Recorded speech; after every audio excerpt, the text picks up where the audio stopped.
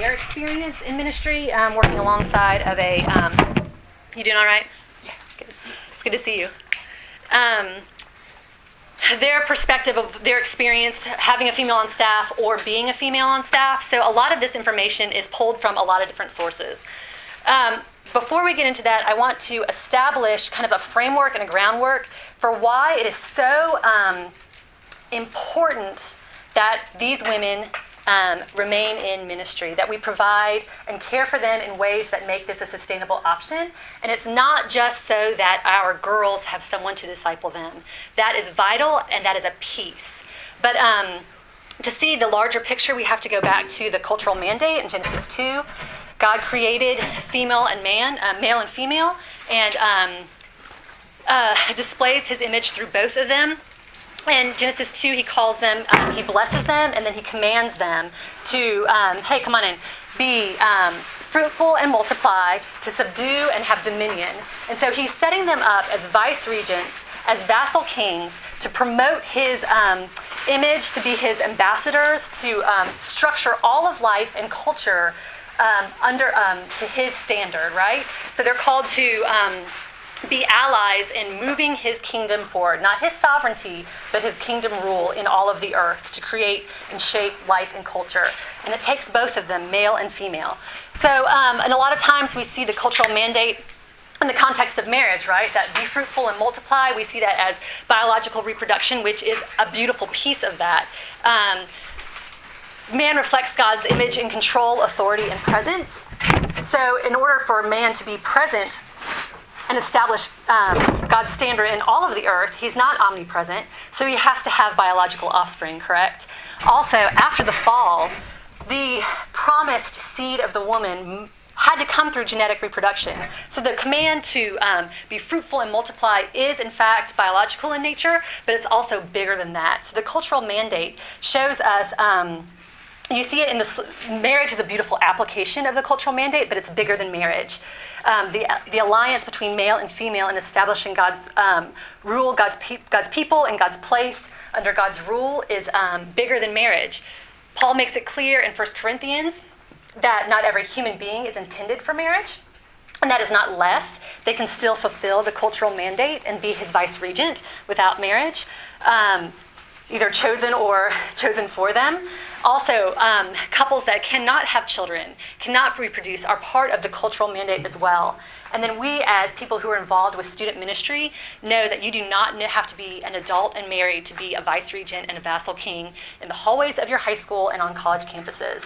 So this alliance between man and woman goes way back in the kingdom, before man and man worked together, and before woman and woman worked together.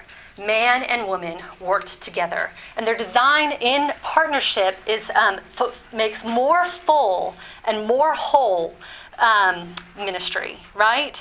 So, and also John Frame in his systematic theology applies the Great Commission as the application of the cultural mandate in a fallen world, and we're all called to the Great Commission, and so that even broadens your spectrum of what the cultural mandate is calling us to as male and female. That said, that's why it's so vital that we have female voice in youth ministry. Women that are trained, women that are called, and women that are gifted, providing avenues for them to do ministry. So it's much, much more than just we need someone to disciple our girls. And the first, sorry, I know that was a whirlwind, but I'm trying to fit all of this material in so that we have time for discussion. The first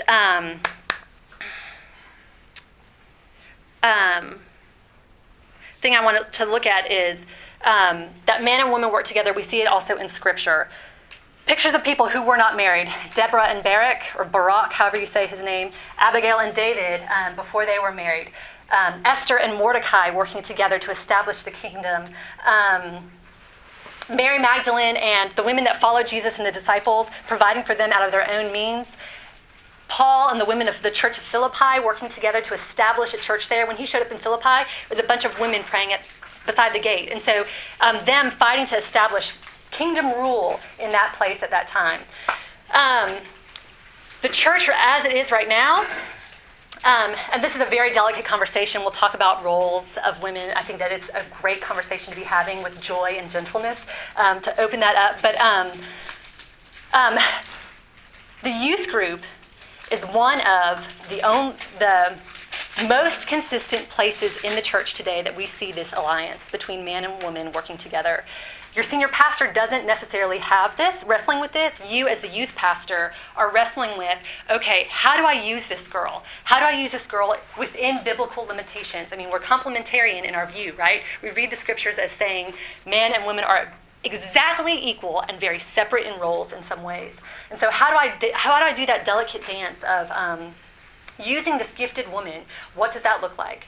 Also, the boundaries of man and woman working together consistently in a fallen world. So how do we keep that safe and wholesome and open and honest and breeding freedom in that? So we need to talk about that as well. But before we get to that, I do want to say, pose one question to y'all, the youth pastors. How do you personally view the weight of the female voice in your personal ministry?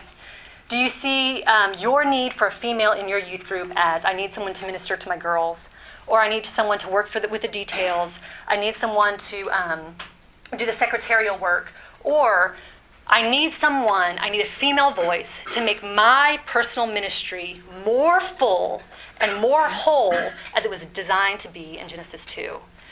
The female voice and the male voice are vital in the ministry of establishing the church. Hey guys, come on in. Don't you just love latecomers? I mean, totally throw off your vibe.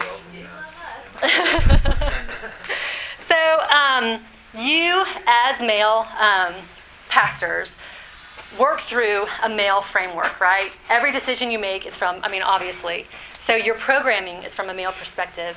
Your curriculum is from a male perspective. The way you design your youth room is from a male perspective. Your goals for your students, your illustrations in your teaching, all of those are from male perspective. And in order to fill out and make whole your ministry, you have to have the female voice. So that's why it's so vital and that we want to fight for these. Come on in, there's a couple seats up front. Okay, so starting with the female staff member, giving you a taste of her world. I don't know what denominations are represented here. Is there anyone besides PCA in the room? And what are y'all? EPC. Anglican. Okay, cool. So y'all's experience might be a little bit different. Maybe not as far as what's set up in your book of church order and how you kind of work through the issues of what your girls are able to do and not able to do. I am PCA, and so that's kind of my context. But I'd love to hear your part of the discussion and see what y'all are doing different. But as far as in most Reformed churches, in every denomination, men, youth people outnumber female youth people in churches as paid staff across denominations. And the PCA, hey there. The best number I could get was about 1,830 churches in the United States. I did not have time to call each of those churches and see if they had a female member on staff. But if we take our numbers from RYM and extrapolate them out to nationwide, it's about one in every 5 churches has a female staff member. So if we do the math, that's around 400 women, and that is a very, very generous estimate. So the career choice in and of itself is isolating. There are not very many women doing what they do. On the side, I'm a pharmacist to help pay the bills. So pharmacists, there are 300,000 of us in America right now, according to Google. School teachers, there's 3.7 million of them in America. So 400 women doing what they do. The job in and of itself is isolating. Places like this are great for people to connect and network, but the network is small. So there's that in and of itself. A lot of churches, it's a very delicate place to be in for a girl. A lot of churches don't know what to do with this woman, right? We, because of limitations set in Scripture that are obvious and good, and some not obvious and good, there's this delicate dance, right? We never want to overstep what is limited in Scripture by in our design, but we never want to back off of it. So in statistical analysis, when you're doing research, I know right now Kevin would be like, blah, blah, blah, blah, blah. And, I'm trying to get, in statistical analysis, there's two types of errors, right? If you're doing research with a medication and you find your research says the medication is safe, but in actuality the medication is harmful, and you give that medication, you're causing harm. You're using that medication in a way it's not designed to do. On the same note, the other type of error is if your research shows that your medication is harmful, but it's actually not, it's safe, and you don't use it, you rob that person of life-giving medication, right? In the same way with the girls on your staff, we don't want to ever overstep what is limited in Scripture, but we also don't want to pull back from what is allowed in Scripture. So there's this delicate dance, and it is a tension, and we are almost always on one side or the other, but we don't want to shy away from being right in the sweet spot. So that most churches don't know what to do with her. I mean, some of your girls are gifted in teaching. Okay, well, what does that look like? I mean, we know that it's important that men hear women's theology. The Song of Miriam, the prayers of Hannah, the Song of Mary, Anna in the temple and her prophecies. There are tons of women's theology that we all are subject to. It's important that men hear the theology of women. Those are verbatim, written down in Scripture for all of time. So we know that that's true. But also there's this thing, the limitation of the special office of teacher and the general office of teacher. Okay, well, I know I'm not allowed to be the special office. That's pretty clear in Scripture. But what does it mean to be part of the priesthood of believers and to be a general office of teacher? Like, what does that even look like? Okay, well, in Corinthians, sometimes the women are prophesying and praying under the oversight of the elders, and sometimes they're commanded to be quiet. Well, does that mean just quiet in corporate worship and not Sunday school? Does that mean Sunday school included? I mean, there's so many small dynamics that, I mean, the discussion just has to be had to utilize these women well. Okay, so there's that. Limitations as a career. So there's that. The career in and of itself is limiting. It's almost a dead-end job for these girls. As they grow in their giftedness, in their experience, in their skills, in their training, they could go to seminary and they will never be ordained, which means they'll never get that paycheck. How do we, and I think that this is part of the discussion that we need to be having, how do we, create new avenues of ministry for girls to do, eventually your skills crave more, right? As you grow your skills, you want more challenge, you want more opportunity to apply them. How do we create those venues, keeping the girls in ministry long term? They can't live like they're 23 forever, so not getting that paycheck, not moving up anywhere, this is it for them. How do we develop them to mature? They'll want to go on vacation. They'll want to have a house someday. Like, they may or may not get married, but the job doesn't necessarily grow with them. So what does that look like? And then a lot of them are misunderstood by the church at large. So in some of the women that I talked to, their elders didn't know who they were. People, there were several girls who had been at their churches for a couple of years, and people were still asking them, are you an intern? When are you going back to school? How long will you be here? And they're like, I'm a full-time person. I've been here 3 years. Also, they may be the youngest person on staff. So the career is, I mean, they get right out of college. They come and do this job. They're the youngest person on staff. There might be a women's ministry lady who's older, or Christian ed lady, nursery, whatever. But it's just an isolating place. There are several places that I called that are doing it very well. So what does that look like? Where the girls I talked to said, I could do this forever. Okay. Some of them were young. Some of them, not old, but like not just out of college. Some of them had been doing it for a while. And so they were like, I could do this forever. And the one thing that just kept coming back and back and back is I feel valued. And that was displayed in lots of ways. And these are the ways that they displayed it. Their youth director got to know them as human beings. They weren't just there as a staff member. They weren't just there as someone to take care of their girls. But they actually had conversations of, what are your thoughts on your calling? What are your thoughts on your role here? What giftedness do you think you have that you would like to see expressed in this ministry? How would you like to hear criticism? What are you concerned about in your ministry? and keeping healthy boundaries, which we could talk about later, but also getting to know them as a friend and a person. The youth directors communicated their role to the church at large. They made sure that the women had been introduced to the elders. In my experience, I was even given elders to be my shepherd, which actually helped with my relationship with my boss because he was not my shepherd. I had other elders assigned to me that would invite me over to their homes and get to know me. I know some of these you're like, yeah, I wish that would happen. But I'm just saying things that have worked for people. Job titles. I could care less about job titles. I really could, except for the fact that they explain to the church at large her role in your ministry, why she's there, and what she's doing. So if your title is youth secretary, youth administrator, those portray something. And if your title is female director of student ministry or director of female student ministries, it's a totally different experience for her as the church sees her. It's amazing what that can do. And I'm not calling or advocating for changing job titles. I'm just letting you know what has made people feel very cared for in the past. And also being a visible face in the church, allowing her to do announcements before the church, or just allowing her to be a visible, so the church at large knows who she is and what she's doing, not just the youth parents. Another thing that was very helpful to some people, the youth director actually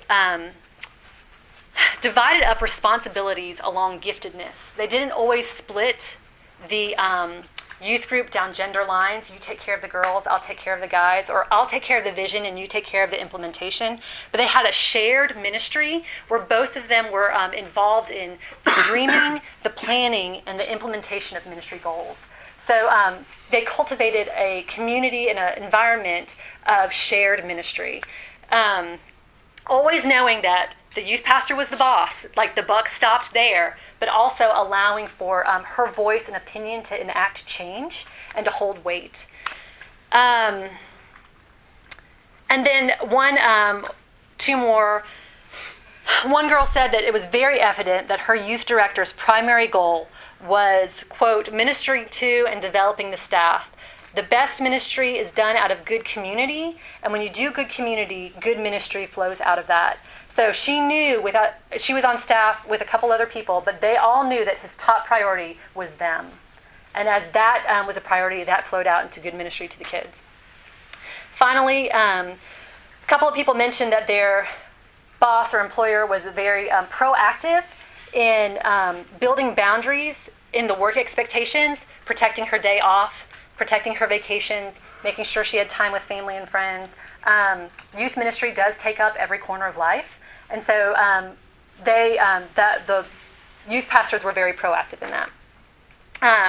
Is there anything, do any of y'all have a youth staff girl in your staff? What things have y'all found that have been helpful, or, in interacting with your girl? Is there anything along these lines? We're going to get into other things. But how do you intentionally show her the weight of her voice matters, she's valued, et cetera, et cetera? Is there anything that you found practically is helpful for you personally? Yeah.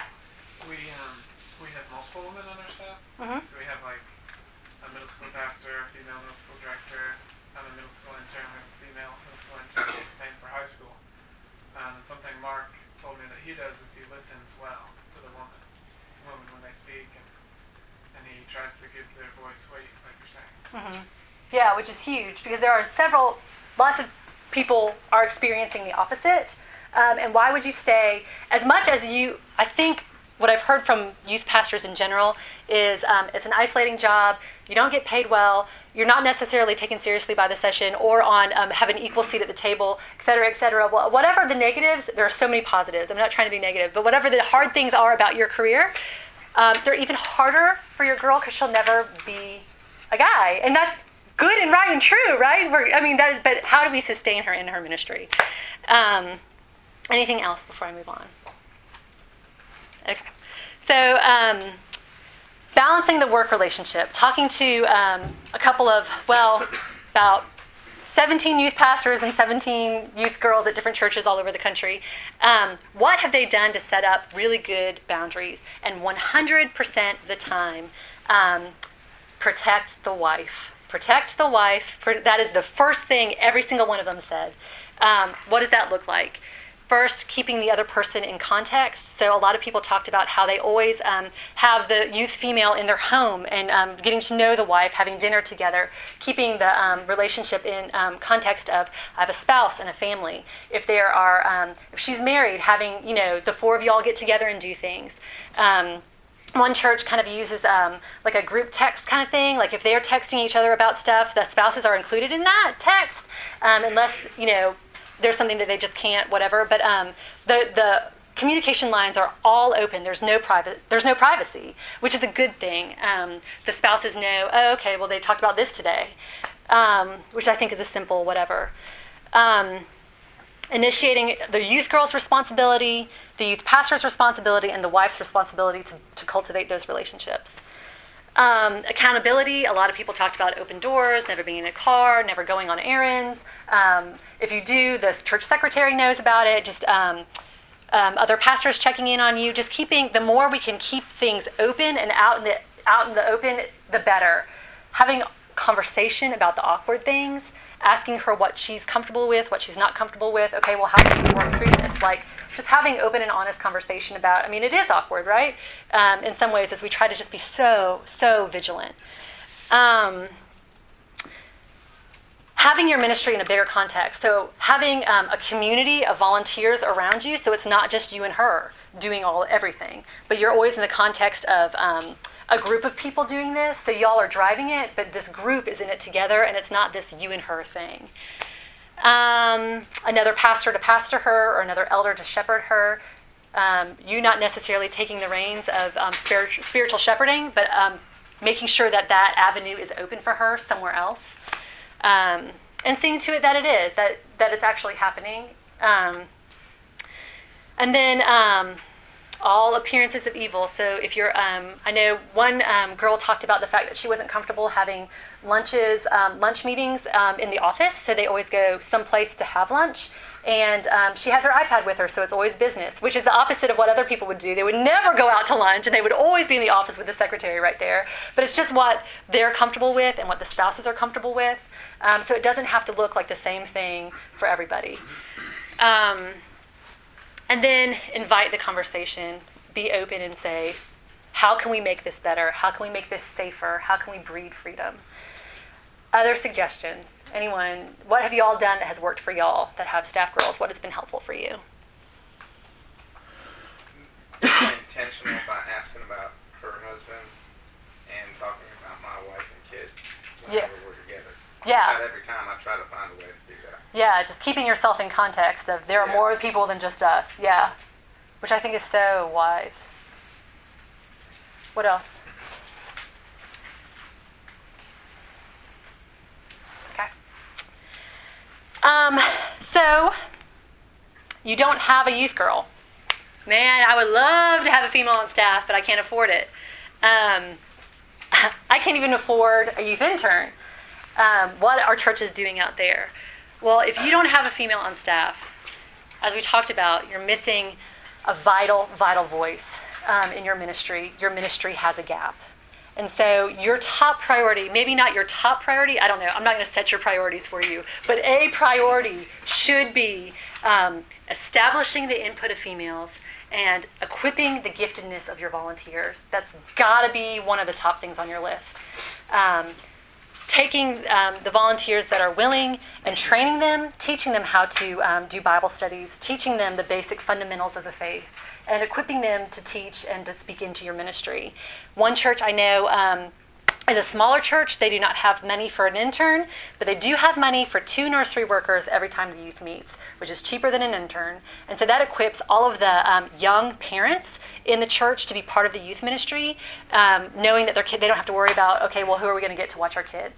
So I think that that's just a really practical, helpful thing. What about y'all? What have you resourced in the past? What do you think if you don't have a youth girl? How do you fill that gap? Yeah. My wife. Yeah, the wife. Yes. Yeah. Which is huge. Go ahead. Former students who've graduated and are going to the local community college. Excellent. I started at church and I was the only guy on staff, but I saw the vacuum and the need for a full-time female.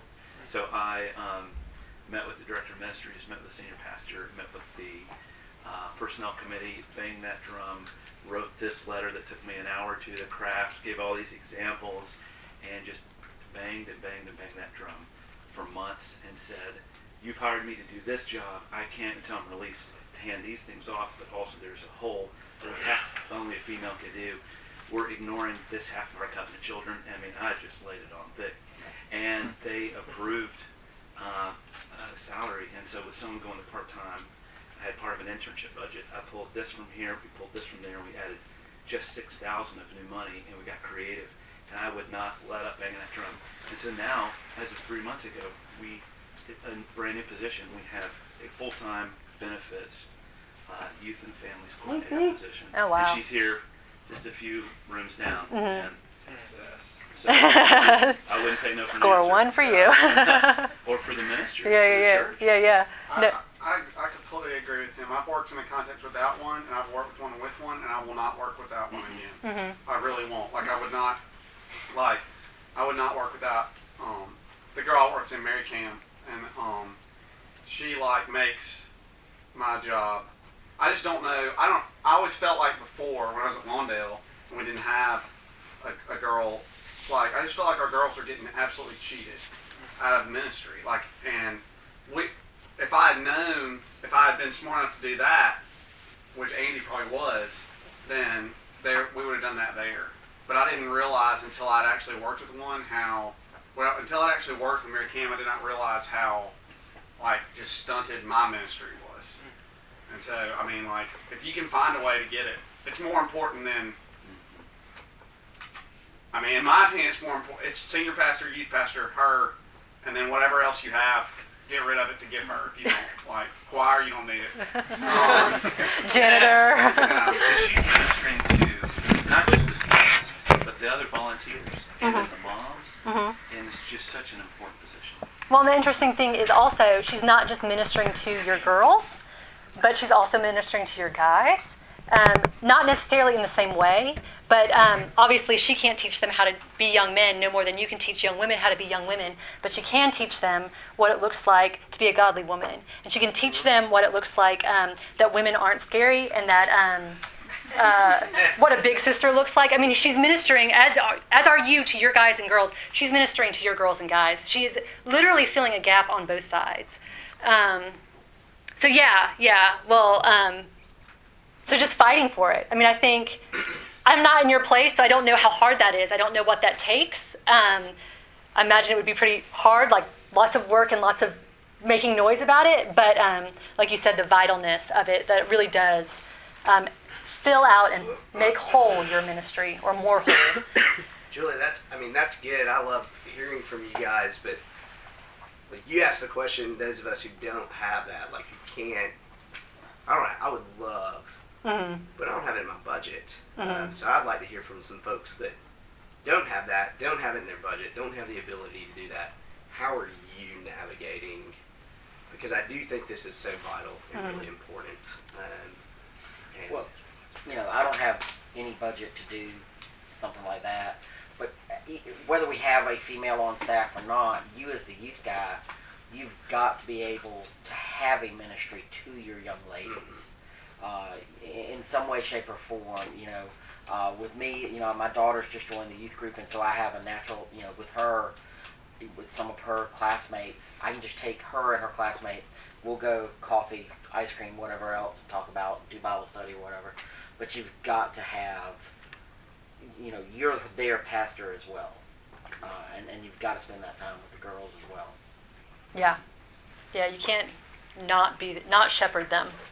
And what does that look like? And we'll get to that in a little bit. Bad. Yeah, it's I came in on a situation where that's exactly what was happening. Yeah, well, it's just so delicate. It's so delicate. Go ahead. Did you have? I was just saying, one of the things our church did, this was before I got there, is we've got college students in the area, so they, with the college girl, they gave her the opportunity. She's called our female intern, even though she's not paid. But she's got that desire to do the RUF internship. It's given her the opportunity to have something on her resume. So even though they don't have the money to pay right now, there is benefit for her. Yeah.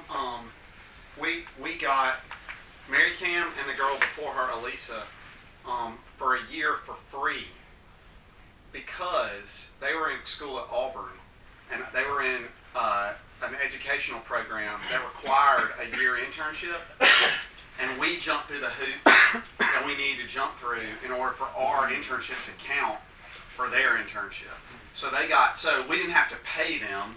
We got them their first year for free, but it was actually college credit. It was their class, and that's one way to that was huge. Huge. That's a whole year. Yeah, it's a whole year, and so they get a chance to try. You get a chance to try them out and be like, hey, is this for you? Or are you for us, or whatever? And then they get a chance to try it out and be like, hey, is this for me? Yeah. So that's another thing. If you're in Alabama, you can try all that. I do think. Oh, go ahead. Also, RYM, they send emails out on a regular basis. So I remember talking with your husband and saying, hey, we've got an intern position. Can you blast this out? He's like, sure. And that afternoon got it out. And I got some responses before Amanda came on board just 3 months ago. Got some responses from people around the country. Right. And they just wanted to know more about it. So. And that's half off. That's half salary. So. Go ahead. Oh, no. One of the challenges in doing that, especially like in Tupelo, we were just blessed to have someone local kind of rise up. But it was very hard. I had summer interns, but it's very hard to get. I interviewed some really excellent candidates, but they didn't want to come to Tupelo. It's like a needle. It's golden. It's like a needle in a haystack. I was like, if you only knew how to get away. Yeah. Because there's not a whole lot of people that are agent. Definitely not in our church situation, and in the rest of the city, it's not a major kind of like you're gonna come and find other single people that are your age. Right. So you're thinking if you're gonna do it, you're thinking 2 years tops. Right. And if at all. To get back to, I couldn't see you ask that question about if there's just simply no way financially. And I would say, I would really look at my budget hard. I look at what's non-negotiable, but because I'm all in on it. But one thing when I was at Lawndale and we were not doing it is that I was fortunate enough to have, if you got to outsource it, you got to look for those young moms who are, my own wife's age. So we had Emery, we had just different people that were young moms. They were not youth moms. Right. But they were young moms who maybe could just do one afternoon. You have to really bank on them. You have to really get a guilt trip going, I guess, because they're already so busy. But that's one thing you can think about doing. Yeah, utilizing just any resources. And I would even argue that it doesn't have to be young moms. Some of the moms that have been the best with our girls are the ones that are wearing jumpers and they've got 6 kids. And you're like, there's no way they could be. And they are blow me away good at what they do. So it could be some lady in your church that you're just that they would never relate, and they just kind of surprise you. Or empty nesters too. Yeah, people thinking outside of it. It doesn't necessarily have to be people our age, but anything else? Yeah, well, I was in a bigger church in Beijing, and we had actually a large staff. We had 3 girls that were part-time. Some of them are on support. Right. As we were there, but from as far as volunteers, because we had a lot of people in the East, 120 some. Oh, wow. So just the discipleship, there's not 3 girls can't do it. Right, there's no way. But there were some older ladies in the church that really connected. You wouldn't ever imagine. Mm-hmm. But there are these old ladies in the church that would just jump in there and really connected with them just from being open and talking with them, saying, "Hey, just come on over and just check it out." Being around, really yeah. connected with the girls. Yeah, it's surprising sometimes when you see people kind of match up and you're like, I never saw that coming. But did you have? I was just gonna maybe come back to our brother's original comment on beating the drum. And I realize in some churches you may never be in a place financially or even in a staffing position to have someone come on in a part-time or a full-time role. But when I got to Clemson in 2012, I mean the financial situation had just been devastated by 2008. I mean, basically to bring me on staff, they cut. This is not an exaggeration. They cut the youth budget by 62% in order to hire me. So there were a lot of things that we weren't going to be able to do that they had been doing because they had hired someone to come in and shepherd their youth. But I think we can't really underestimate the way God in His sovereignty pays dividends off of relational capital and casting a vision. Because, after having been there 3 years and trying to talk with our elders, eat lunches with our elders, befriend our elders, not hopefully in a manipulative way at all, but just trying to sell them on, this is what you put on paper for me when you hired me here, this is what this is going to look like. And it's been 3 years now, and we've increased our intern budget for college students every year to the point that, I don't mind telling you, this morning at breakfast I sat down with Joey Stewart and said, okay, what does it look like to turn these college students into this one female intern from RYM? And that's incredibly exciting for me. Mm-hmm. That's really exciting. Last week I sat down with my senior pastor and he said, whatever it takes, you do it. You let those dogs hunt because we want this to happen. That's cool. And that's been a 3-year process as I think back through it. And that's, you gotta be willing It to might take some time. beat that drum. Yeah, it takes some time. So yeah. Also, one thing we did is her salary didn't fall under the youth budget. It was like a greater staff budget. And we also put in, because a lot of people think, a youth girl, how's that 40 hours? And we know it's like, how is it? Yeah, right. But they don't know that, so I'm just like, maybe she could do some assimilation. Maybe she could do some new member stuff. Maybe she could do some young professional. And they're like, yeah. And so she's doing 90% youth, but just a little bit of, entering who is at church on the side. But when you start casting that to other people, they're like, oh yeah, it would be great to have someone do that. Right. And so the workload really isn't that much, but in people's minds it's, they're doing they're multitasking. Yeah. So it's not just under youth, it's a new staff position, primarily youth, but also, and that was one thing that also helped to get in the door. Mm-hmm. And people have said, people have asked about having Mary Cam and how that works. Like, talk about job titles. I don't like to use her job title, because she has a terrible job title. What is it? So her job title is youth ministry assistant. I didn't choose it. All right, so don't. She is not my assistant. She is almost my boss. So the kid is almost in place. But I always tell people when they ask about it, I always say this. Imagine that new family that is visiting your church and they have a teenage daughter. When a new family visits our church and they have a teenage daughter, I laugh at our executive manager and say, they're coming. And she's 100 for 100. Because as soon as Mary Cam takes their 12-year-old or 14-year-old daughter out for coffee after, it's over. It was like, y'all just come on into the church. Welcome to it just happens. And I could never do that. Right. There's no way I could, that's not going to happen with just me. So she's an ace. Huh? She's an ace. Oh, she's awesome. That should be your job title. You know that she's being headhunted right now in this room. Everyone's. Pretty well. Very safe. Yeah. And finally, before we run out of time, I do want to visit ministering to your girls. And I know that this is like hot wire. On some piece, and I'm welcome to discussion on this, I think on some level you still are responsible for ministering to your girls, even if you have a female. They still need to be intentionally asked about their life. You are still their shepherd. So I don't want to even pretend to know what that might look like, but I do know that it's super, super, super sticky. Some things that I heard from other youth directors and other youth girls that might be helpful, I don't know.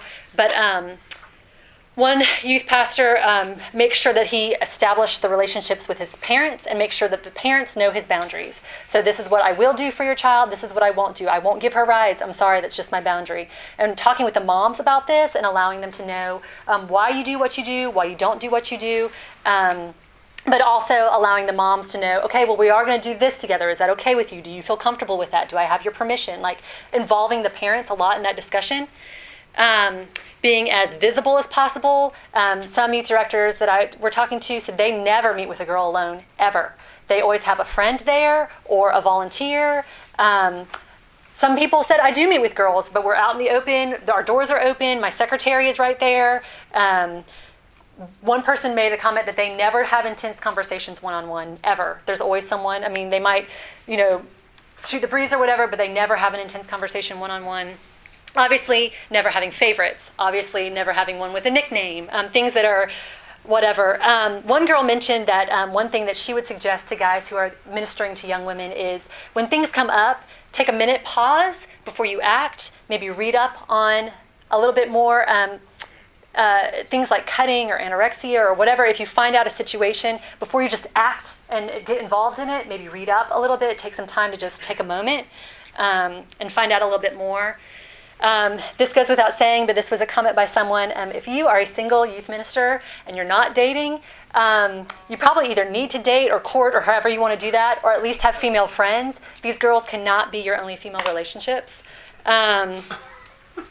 Know when to cut it off. Someone mentioned this. I know it should go without saying. Know when to cut it off. Someone mentioned, okay, well, I've had a student, and now she's in college, and she still contacts me as her shepherd, but she's actually away at a different church. Know when to say, okay, that stage is over. You need to find your own shepherd. Again, have no privacy, full disclosure on emails and whatever. Any other suggestions? What do y'all find that it's helpful as you try to navigate ministering to these young women as their youth director? For mine, they had such a long period where they really weren't ministered to at all. And maybe that's a unique situation, so I don't know, but I had to create an environment where I was a safe person for them. And I don't know, like I do a lot of, not one-on-ones, but one-on-twos. Mm-hmm.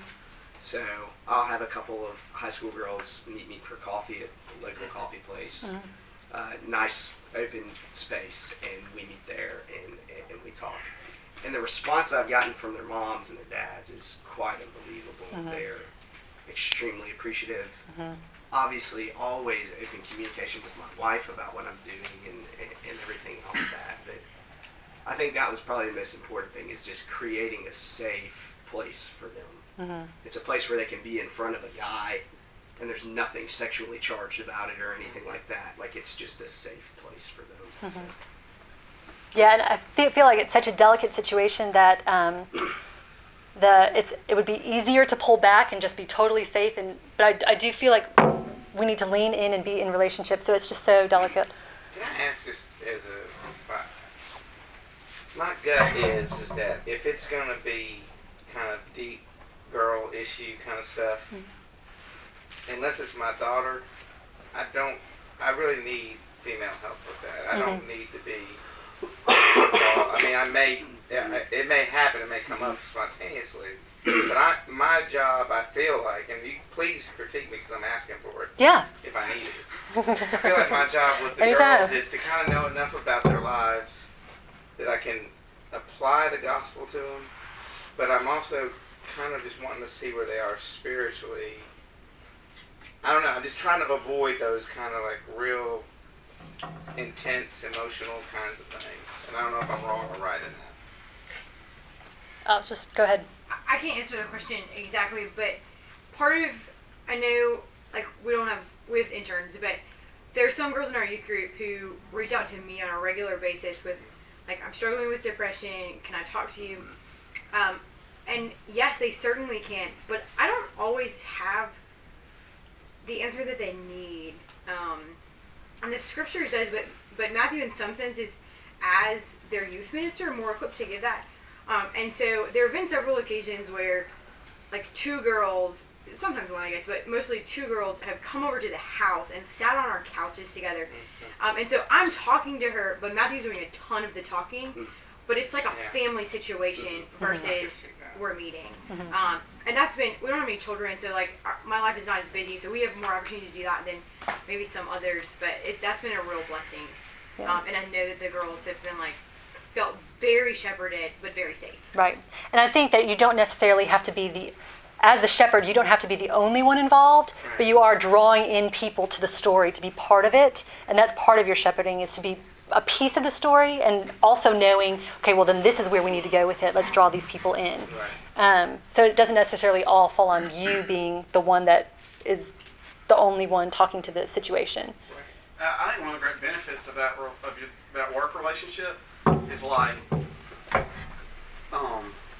we talk to each other all the time about what's going on in our students' lives. Like, I don't have to know all, like, who is, getting in with who about whatever boy. Like, I don't care. Like, I really don't.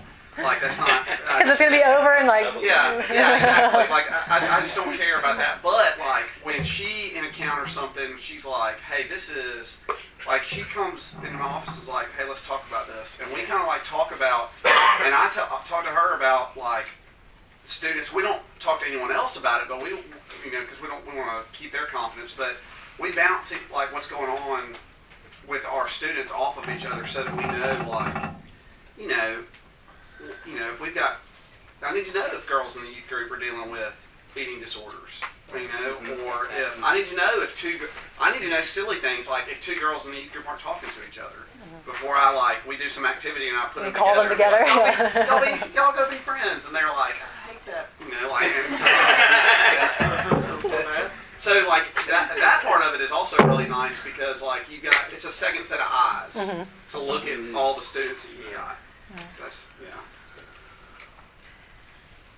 I just in that would say again, like, but they need their pastor. Like, no matter if you have a female staff member or not, in some sense, he is still their pastor. And they will come to interns with things, but when they're dealing with big things, they don't always want to talk to an intern because they recognize that there's a difference between me and him. Right. Like, he's my minister. He stands in front of the church and he's serving me the Lord's Supper. Like, that's a big deal. Right. And applying the word, to all of life. I mean, there's a gifting there, and that's why y'all do what you do, right? So, it's such a. I mean, the youth pastor role is such an interesting role in so many ways. Well, and I found that to be true too in their lives. Like, my wife is extremely involved. We have kids in our house all the time, but there are things that some of my girls will want to talk to me about, and not other people about. So I found that to actually even be true in experiences. There are things that they really are only entrusting to me. Now I'm sharing those things obviously around with youth leaders and things like that. Right. But Right. Yeah. Yeah, you're their shepherd. Well, that's time, guys. I appreciate your discussion, and hopefully this was beneficial in some way. But thanks for coming. Thank you.